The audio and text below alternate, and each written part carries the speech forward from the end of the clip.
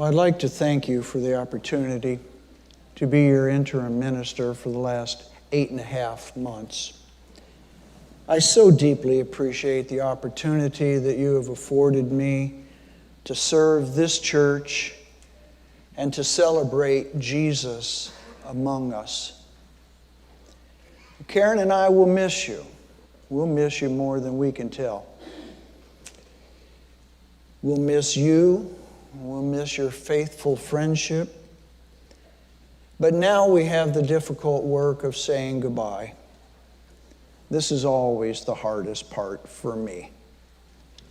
In fact, it's a constant question before me. Why do I even do this work, given that I hate saying goodbye so much? It's so painful for me. And yet this is my 6th interim position and my last. For tomorrow morning, I find myself a retired person. And we'll find out what that's like. But I do wonder, because maybe others can do it. I've just never been able to do it. You know, go to a church, get involved in the life of the congregation, become intertwined in people's lives, share their stories, their joys, their sorrows, their struggles, their questions, their celebrations,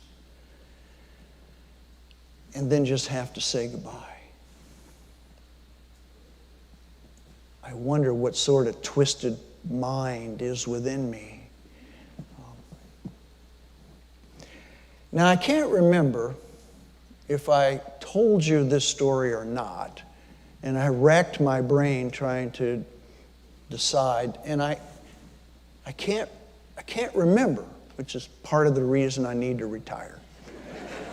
I can't remember if I did, so I'd like to have you indulge me for a moment and just smile, as though you had never heard this story, and that will help me. Because it's a familiar theme in that story to what I'm experiencing. There was this rich Texas oil man. This rich Texas oil man, and he had a passion in life that he wanted to find the world's bravest person, man or woman, before he died. And he was getting a little long in the tooth. So he decided to spend a number of years looking the world over and pursuing leads to try and find that one person. He decided one day that chances are that person was among his inner circle of friends and family. And so he decided to have a big party at the South Texas ranch. And he invited everybody, and they were all eating and drinking and having strawberry shortcake and just having a grand old time, when he called them out back by the swimming pool and said to them, "You know, I have spent my life trying to find the world's bravest human being, and I've decided that person might be just right here among us. So as you can see, I have filled the swimming pool with big, mean, hungry alligators. And if any one of you will jump in the pool and swim the length and get out on the other side, I will give you whatever you want, because you truly will be seen as the world's bravest human being. And I can go to my demise happy. If one does that, I will give you whatever you want. If you want the Dallas Bank, I'll give that to you. If you want the South Texas Ranch, I'll give that to you. If you want the Hope Diamond, maybe you want the South Texas oil wells, whatever you want, I will give it to you." Well, everybody thought this was a wonderful offer, that their dreams had come true. And as they were mulling around one end of the swimming pool, all of a sudden there was a big splash in the water. And this one fellow just hightailed it from one end to the other, jumped out on the other end of the swimming pool with little more than a rip in his back pocket. Everybody rushed right over to him and slapping him on the back, high-fiving him, shaking his hand, congratulating him and saying, "You truly are the most brave person in the world. What are you going to ask for?" And everybody was asking. And that rich Texas oil man worked his way through the crowd and he said, "You've proved it. You are the bravest man in the world. What do you want? I will give you your heart's desire." And he thought for a moment. And he said, "I know what I want." I said, "What?" He said, "I want to know who pushed me in the pool." See, you're being so kind, like you've never heard it before. I so appreciate it. I wonder, that's me. I wonder who pushed me in the pool of interim ministry. I hate saying goodbye to you, and to you, to you, to you, to you, oh my, to you, to you. I hate doing it. So somebody must have pushed me in the pool. But it's been such a privilege, such a joy for me to share Jesus with you. When I consider the opportunities of interim ministry, I truly see this as an opportunity to grow in Christ and to meet fine people just like you. The writer of 1 John says, "Let us love one another, for love comes from God, and since God so loved us, we ought to love one another." I believe that we have loved one another here in the last 8.5 months and will continue to do so, even if we find ourselves at times on opposite sides of issues. And tough as that is, we can learn that we can live with disagreement, but we cannot live without love. And that's the most important thing.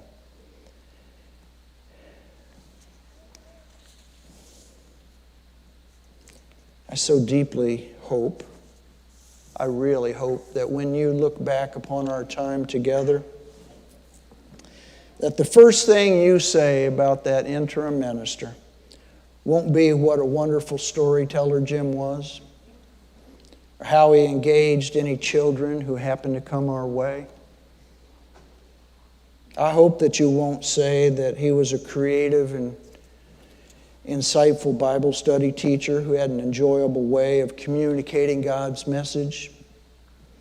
No, the only thing that will mean anything to me is after 255 days, you can say that you have felt loved and cared for. You see, it's all that matters to me. Let us love one another. For love comes from God, and since God so loved us, we ought also to love one another.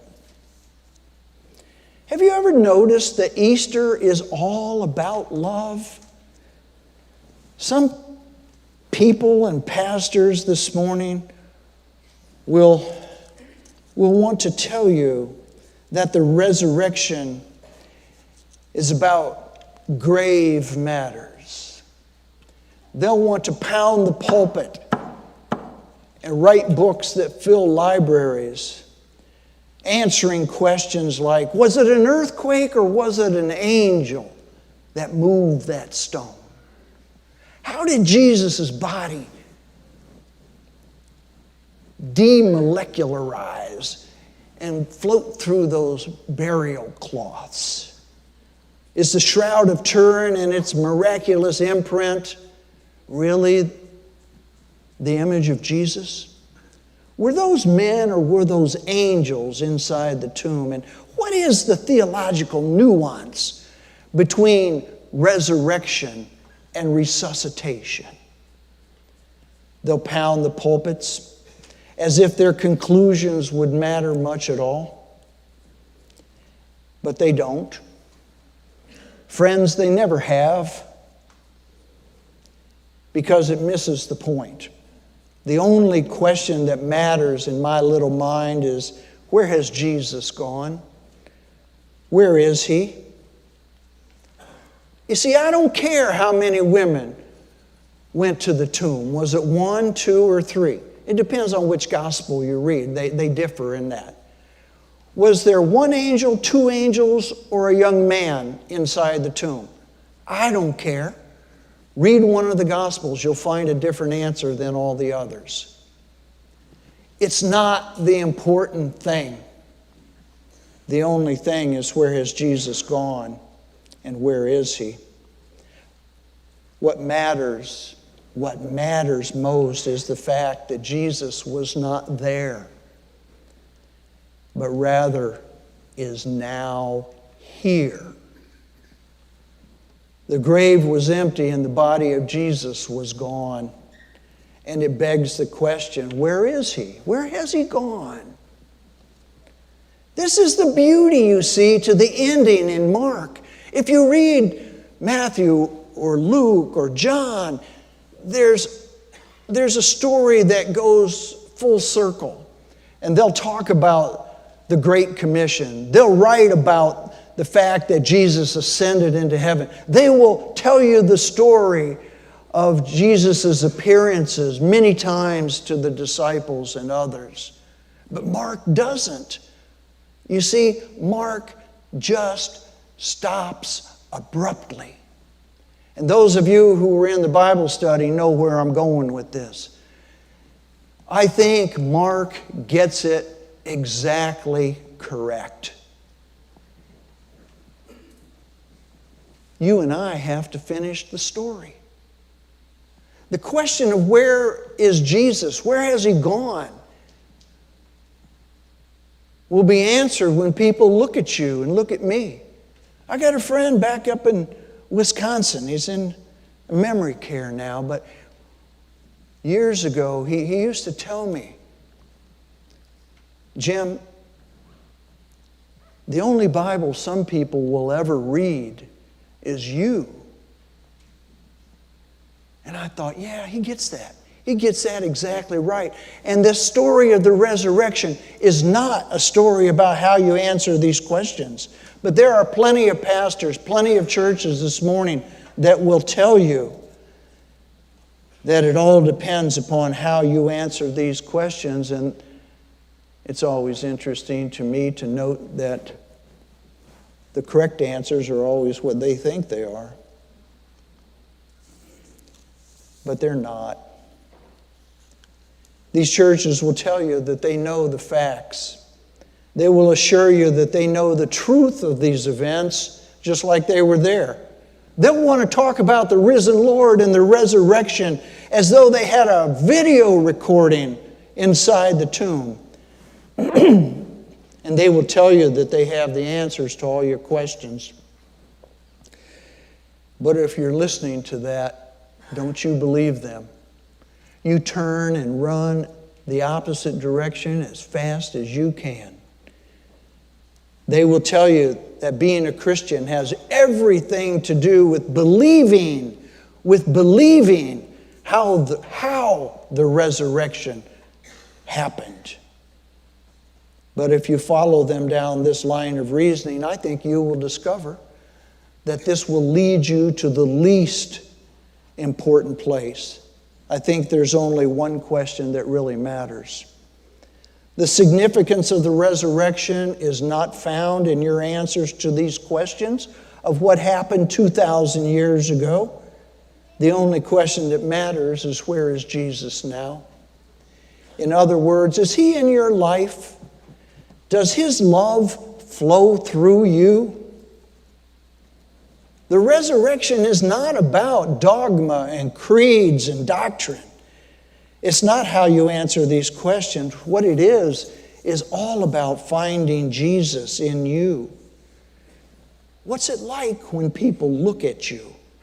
When you say, he is alive and he is Lord of my life.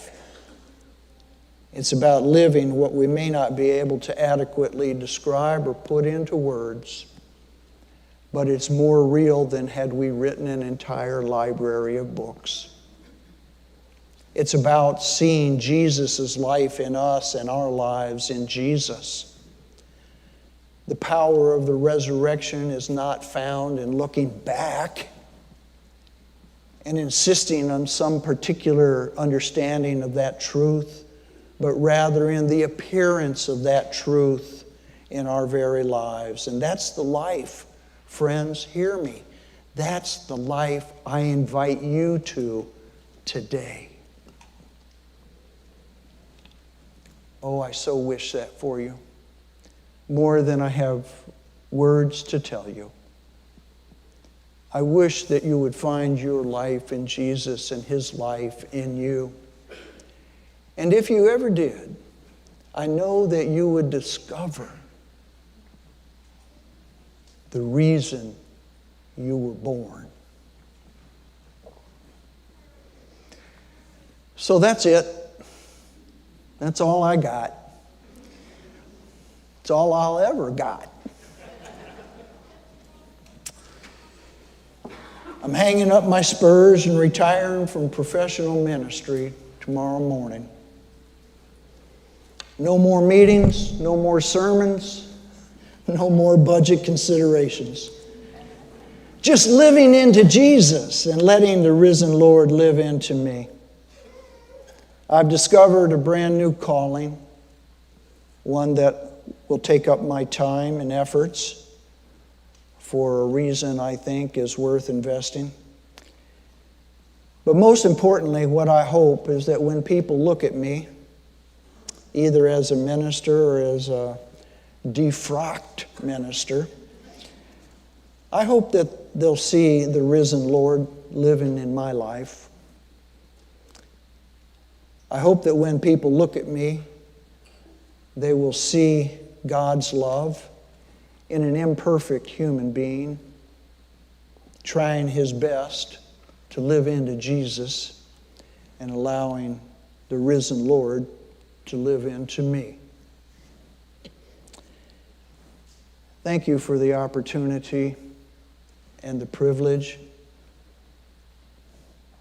You all are simply the best. Especially you, RJ.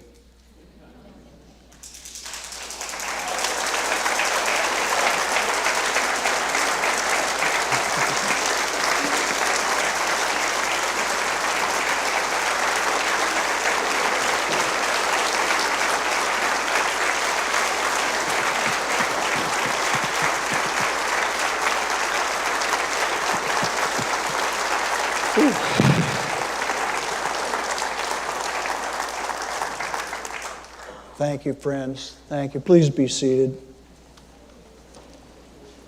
So, we have something important to do. It's something I'd like to invite Kevin Hennessy here to introduce somebody very important.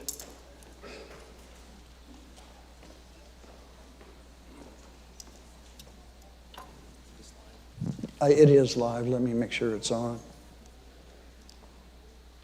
So, Thank you, Jim. it is on. Trust me. Okay. Now I know. Well, it's Easter Sunday, a day of joy, but it wasn't that long ago, a couple days, where Good Friday we thought it might be an ending, but we know better. We know That's right. It's a transition to a resurrection and a new beginning. And it is the same with our church today. We are having an ending of sorts. We're losing a dear friend. Yeah. We've been blessed to have you minister with us these past several months. And just so you know, I was listening on the Maundy Sunday service. You focused on a very important message, and that was Jesus' last commandment. And that was to love others as I have loved you. And you have lived that commandment with us. Thank you, Kevin. Thank you. Thank you, my brother. Well, as with every door that closes, another tends to open, and that's true for us today as well. So I would like to introduce and have come up the Reverend Ed Brandt, who will be our new interim minister. And Jane, are you here, this lovely wife? Why don't you stand up so we could recognize you? And there she is. Hey, Jane, welcome.